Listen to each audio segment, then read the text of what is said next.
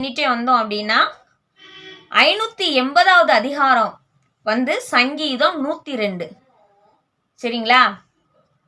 580வது அதிகாரம் என்னதுன்னா சங்கீதம் 102. இந்த சங்கீதம் 102ல 1 முதல் 11 வசனங்கள் மற்றும் 23வது வசனம் என்ன சொல்லுது அப்படின்னா மேசியாவின் பாடுகளை பற்றின தீர்க்க தரிசன வார்த்தைகளை சொல்லுது. பெசாரில் 3 எழுத்துக்கள் இருந்துச்சு. அதோட எண் மதிப்புகளை நம்ம பார்த்தோம். அந்த எண் மதிப்புகளை எல்லாம் நம்ம கூட்டி பார்க்கும் பொழுது அதோட டோட்டல் வேல்யூ என்ன வந்துச்சு அப்படின்னா 580. பைபிளில் 580வது அதிகாரம் சங்கீதம் 102. இந்த சங்கீதம் 102ல 1 முதல் 28 வசனங்கள் இருக்கு.